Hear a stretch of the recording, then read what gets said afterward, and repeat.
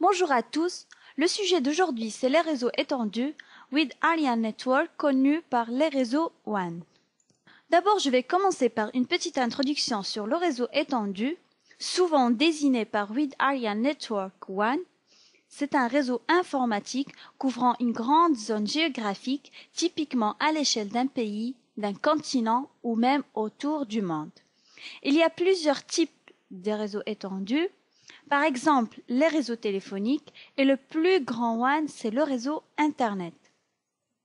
Pour mieux comprendre, on peut dire que le réseau WAN relie des réseaux locaux et métropolitains ensemble à travers l'équipement réseau appelé routeur.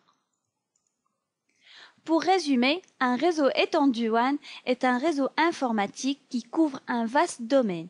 Il est situé dans tout un pays ou même autour du monde. Classé dans la première et la deuxième couche du modèle OSI, c'est-à-dire la couche physique et la couche liaison, tout simplement, il relie des réseaux locaux à grande distance. Je vous signale qu'il est facturé. Souvent, il utilise les services des réseaux téléphoniques. Et finalement, on peut dire plusieurs options sont disponibles pour la connectivité WAN. Pour mieux comprendre, on peut prendre l'exemple des grandes sociétés ou bien des grandes entreprises comme les banques. On peut dire que le siège et les agences sont situés sur un réseau WAN, ou bien ils sont reliés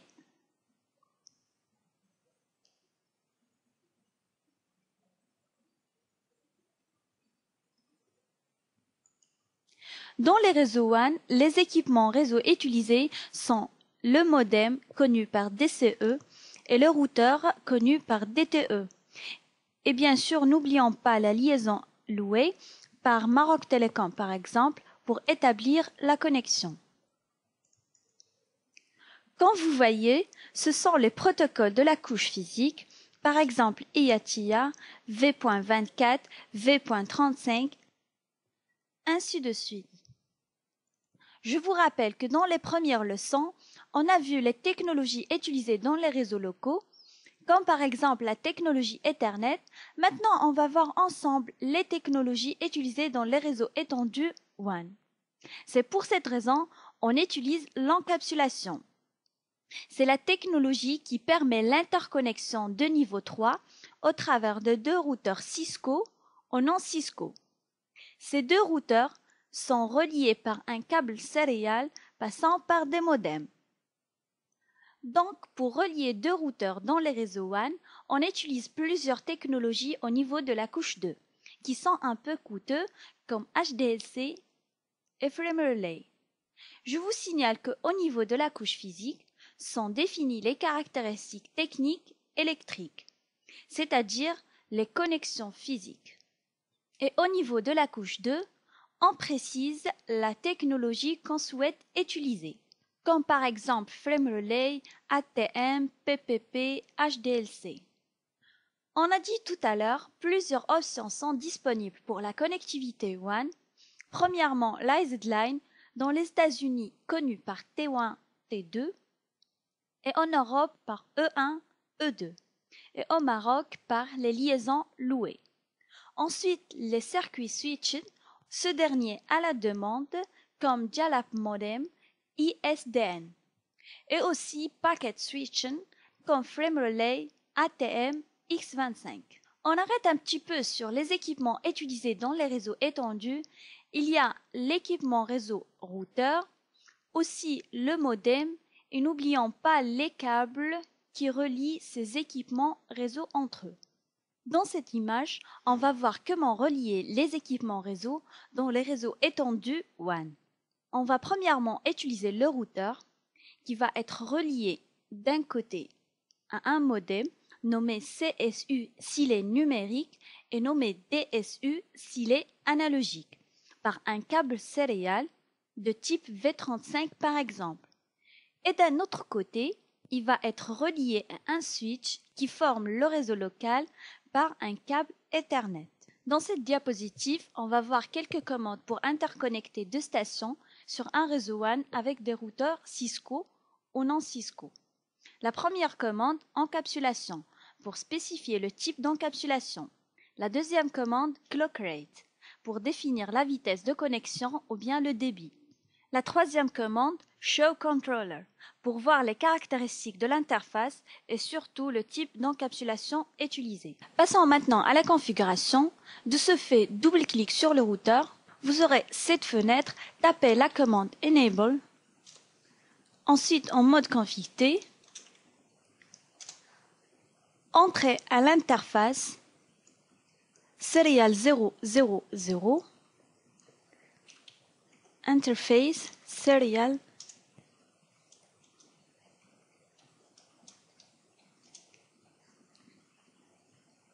Maintenant, choisissez le type d'encapsulation que vous souhaitez utiliser.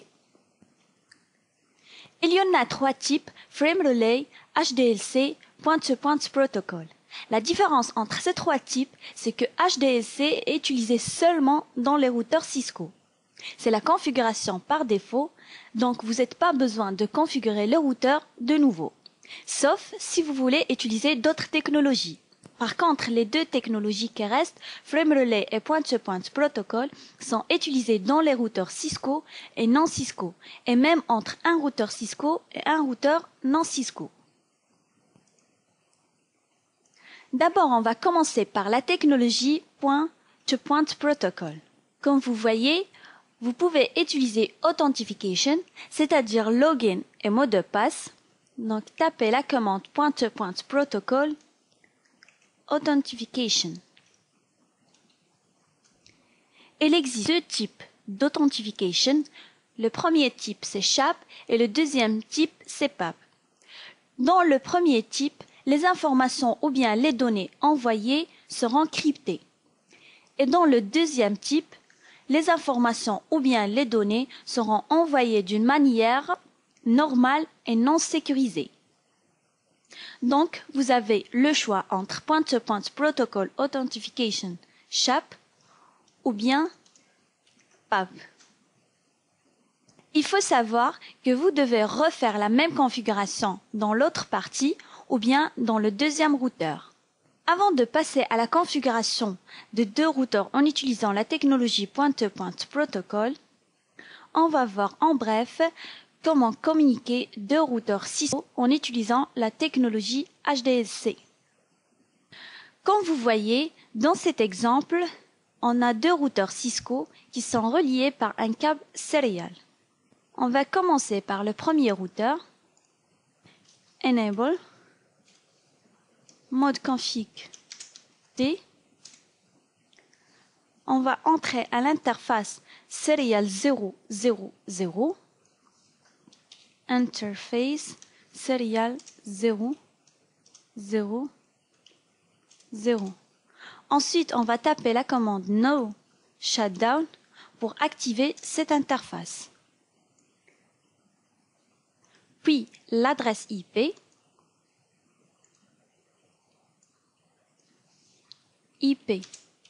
adresse 192.168.0.1, suivi de netmask 255.255.255.252. Et puisque on a deux routeurs Cisco, donc l'encapsulation ou bien la technologie par défaut, c'est HDLC. Passons maintenant au deuxième routeur.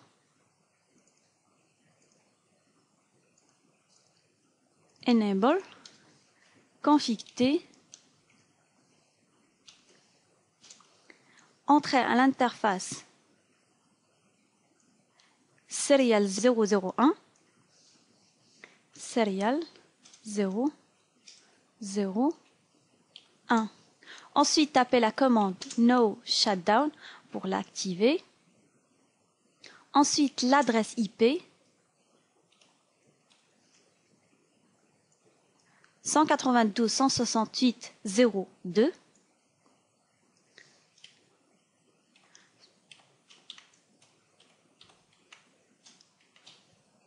Suivi de netmask 255.255.255. 255, 252 parce que /30. Maintenant, pour être sûr que ce routeur peut communiquer avec ce routeur, on va faire un ping.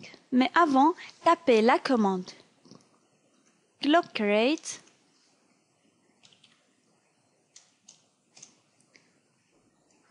pour remplacer l'absence du modem.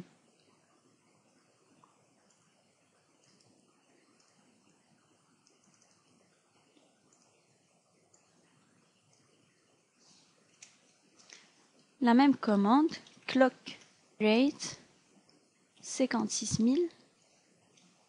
Maintenant, tapez la commande ping 192 168 0 2. Comme vous voyez, le ping passe, donc ce routeur peut communiquer avec ce routeur. Même si on n'a pas configuré les deux interfaces des deux routeurs avec aucune technologie. Car si vous tapez la commande suivante, show interface serial 0 0 0, vous allez remarquer que l'encapsulation par défaut, c'est HDLC. Ensuite, tapez la commande show IP interface Brave. Statut, c'est app. Protocole, app. Donc la couche physique et la couche liaison fonctionnent correctement. App to app. Comme vous voyez, sur cet exemple, on a un routeur non Cisco et un routeur Cisco.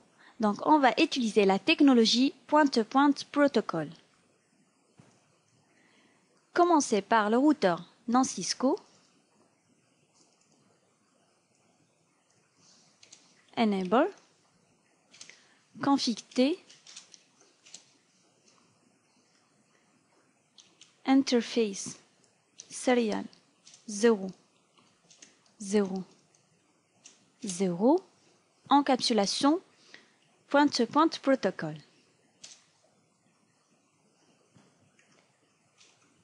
Show IP. Interface. Brave. Comme vous voyez, statut, c'est app, protocole, c'est down.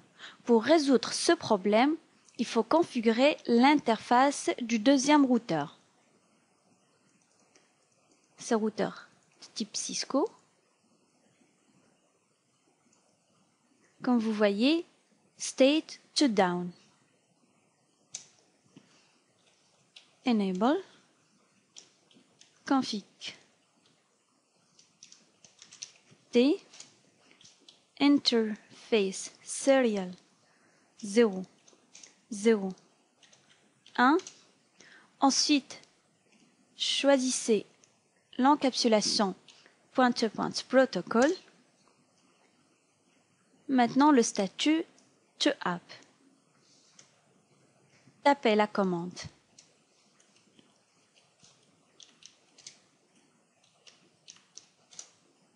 show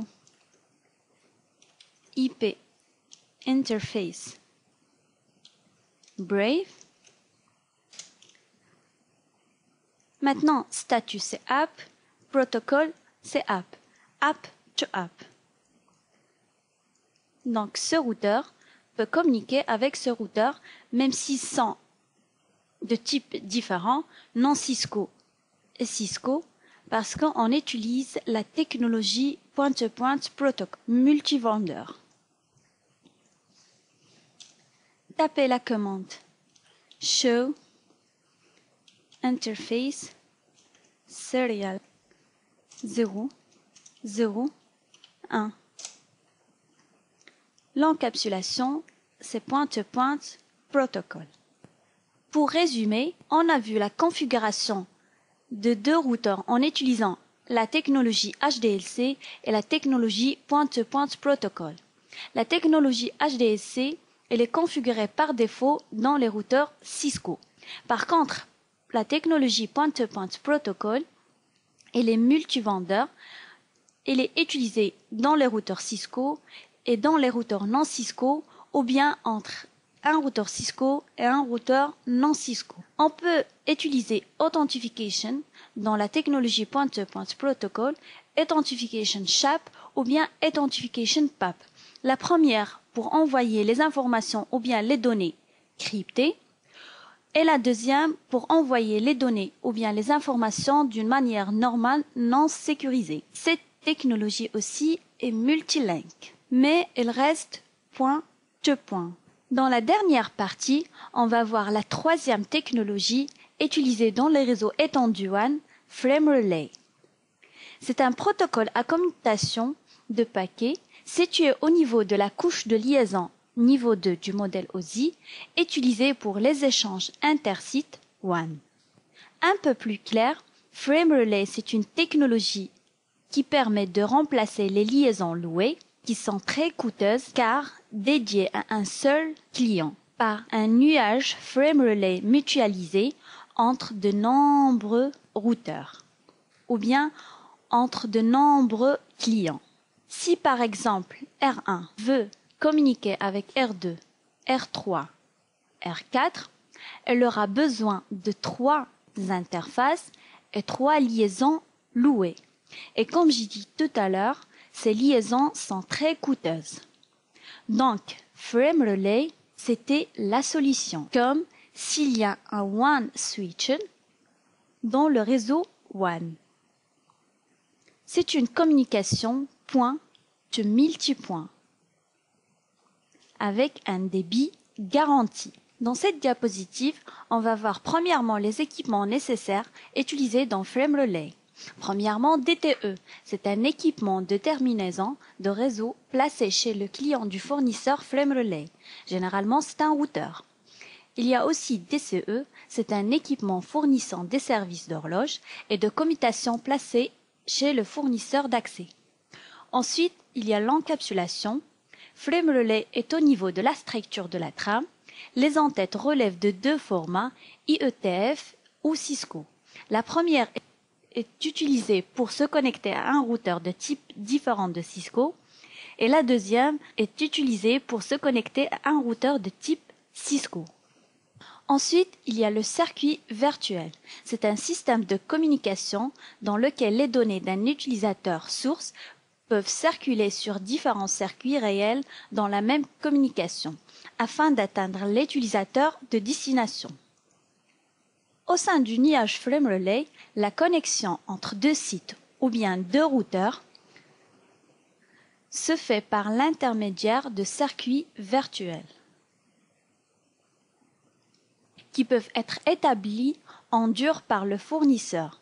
Dans ce cas, ils sont permanents et on parle de Permanent Virtual Circuit, PVC.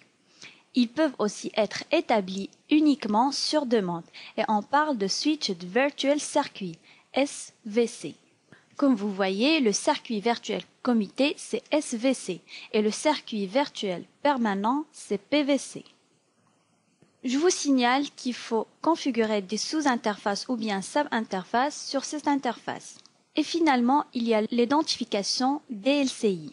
Les PVC s'identifient au niveau des interfaces des DTE et DCE grâce à DLCI, afin de pouvoir distinguer les flux provenant des différents PVC. Les DLCI sont généralement des numéros d'identification à valeur uniquement locale à une interface. DLCI.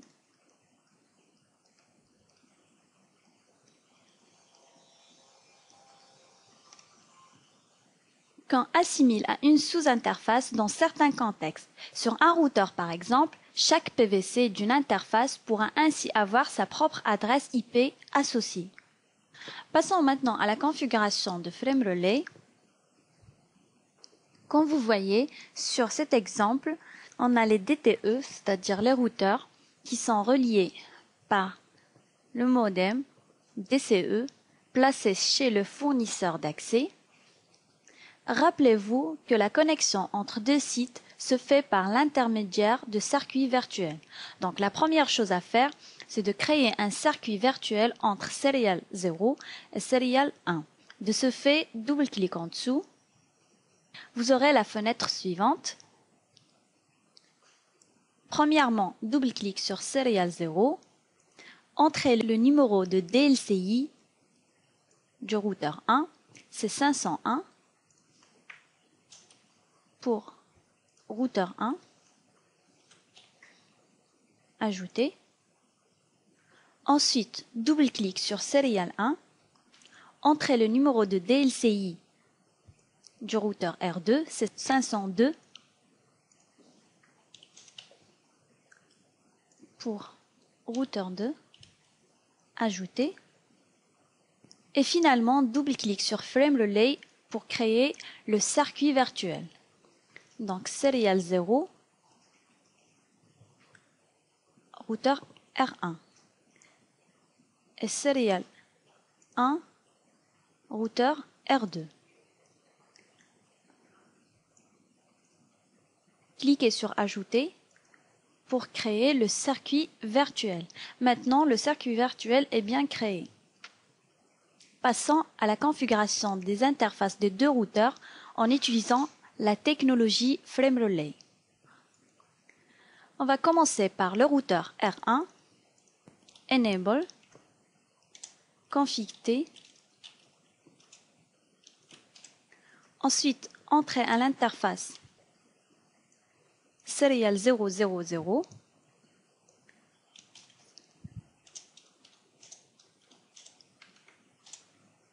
Sélectionnez l'encapsulation, Frame Relay,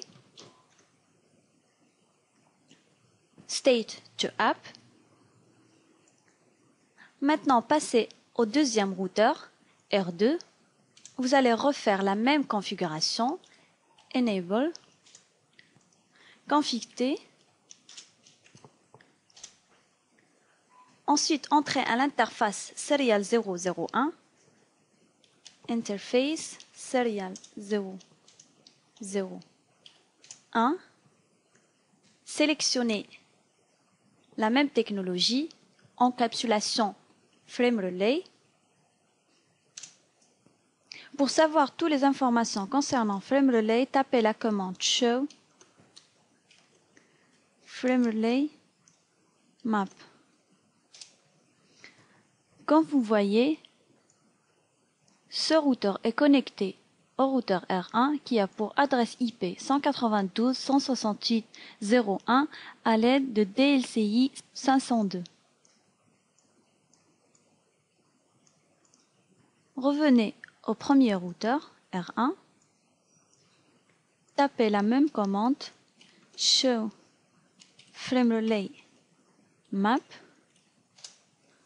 Vous allez remarquer que ce routeur est connecté au routeur R1 qui a pour adresse IP 192.168.0.2 à l'aide de DLCI 501. Cette opération se fait d'une manière dynamique. Vous pouvez configurer DLCI statiquement, Config T, Interface Serial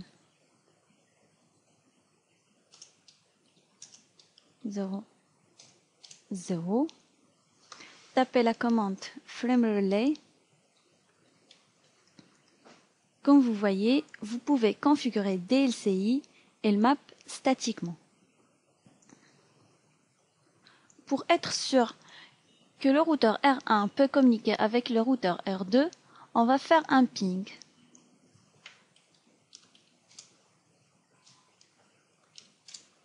À partir du routeur R1, on va pinguer sur l'adresse 192.168.0.2.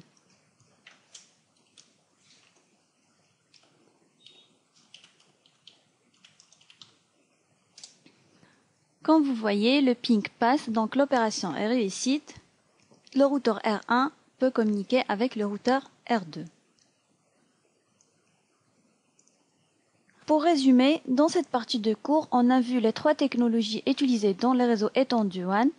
Premièrement, la technologie point-to-point protocol, ensuite la technologie HDLC et finalement la technologie Frame Relay. Merci pour votre attention.